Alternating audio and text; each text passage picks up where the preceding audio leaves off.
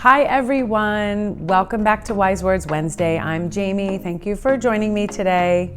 Today I'm going to talk about something that is one of the, if not the most important part of the process, and that happens at the very tail end of a product development and production cycle. And QC inspection or quality control is really where we get to round off the entire process with you. And it's at that time when your goods have to be scrutinized at every single factory before they are permitted to be finally packed and shipped.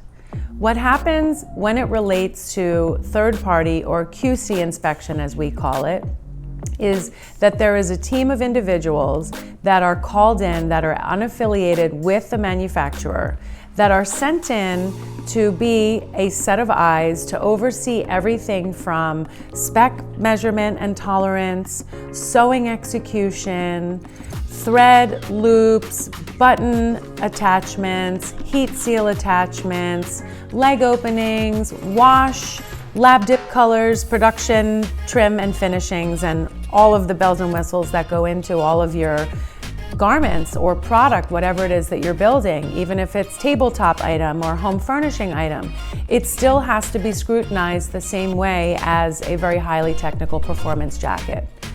What happens is that the protocol requires us to have an approval sample.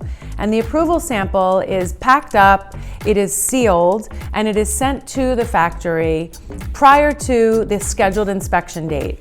And scheduled inspection dates have to be on our time and action calendar so that both the factory and the buyer can maintain their accountability in the timing cycle. So once a QC team is scheduled to come in, it's expected that the factory or the manufacturing facility will be at least 80% packed and complete and ready to go. And a QC inspector will come in and go through in a private room and assess how all of the goods have come off of the sewing line. Did they follow our packing instructions?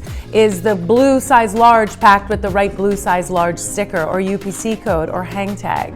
Is the green jacket that's supposed to be shipped with a packable bag shipping with the proper green packable bag? These are just small specific examples. What happens ultimately is we get an inspection report sent to us from the third-party company.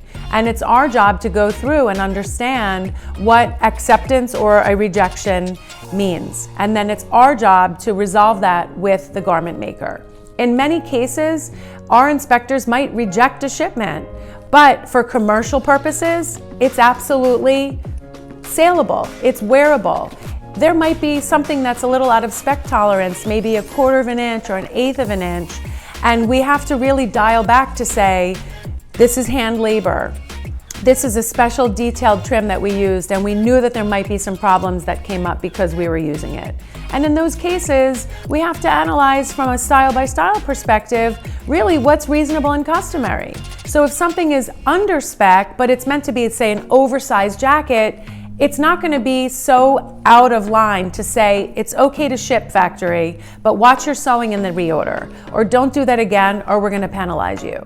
So in some cases, we will have rejections, and it's the factory's responsibility to go in and repair everything. And in some cases, we call back for a second inspection, and in some cases, a third inspection, which is very rare and happens once in a very blue moon.